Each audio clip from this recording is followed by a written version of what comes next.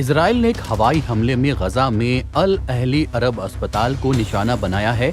इस हमले में कम से कम 500 लोगों के मारे जाने की खबर फिलिस्तीन के अधिकारियों ने दी है। वहीं इजराइल ने कहा है कि हमला हमास का ही एक फेल रॉकेट लॉन्च का नतीजा है, लेकिन इसे कोई भी आसानी से नहीं मान रहा है। दुनिया भर के कई नेताओं ने इस हमले की निंदा की है। अमेरिका के राष्ट्रपति जो बाइडेन समेत विश्व स्वास्थ्य संगठन और इजराइल डिफेंस फोर्सेस की तरफ से भी इस हमले की कड़ी आलोचना की गई है। हमले की वजह से अब बाइडेन ने जॉर्डन न जाने का फैसला किया है। फिलिस्तीन के राष्ट्रपति महमूद अब्बास के प्रवक्ता ने हवाई हमले की निंदा करते हुए इसे नरसंहार और मानवीय तबाही बताया।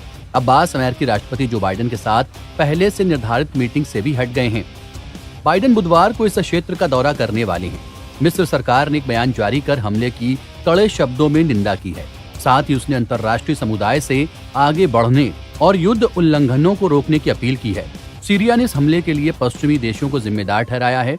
उसने इसे नरसंहार करार दिया, जिसके लिए अमेरिका के साथ कुछ और देशों को इसमें शामिल बताया है।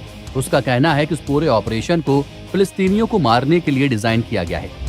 वहीं तुर्की के राष्ट्रपति तैयब एर्दोगन ने कहा है कि मैं पूरी मानवता से गाजा में इस अभूतपूर्व क्रूरता को रोकने के लिए कार्रवाई करने की अपील करता हूं। कतर के विदेश मंत्रालय की तरफ से कहा गया है कि हमला खतरनाक तरीके से तनाव में इजाफे की तरफ इशारा करता है। बयान में कहा गया, गाजा पट्टी पर अस्पतालों, स्कूलों और दूसरी जनसंख्या केंद्रों को शामिल करने के लिए इजरायली हमलों का बढ़ना बहुत खतरनाक है। एक बयान में जॉर्डन के विदेश मंत्रालय ने इजरायल के हमले की कड़ी निंदा की और फिलिस्तीनी नागरिकों के लिए अंतर्राष्ट्रीय सुरक्षा की आवश्यकता और लड़ाई को खत्म करने पर जोर दिया। किंग अब्दुल्ला द्वितीय ने कहा कि गाजा अस्पताल पर इजरायल की बमबारी एक नरसंहार और एक युद्ध अपराध है, जिस पर कोई चुप नहीं रह सकता। वहीं व्हाइट हाउस ने पुष्टि की है कि बाइडेन की मध्य पूर्व यात्रा का जॉर्डन हिस्सा रद्द कर दिया गया है।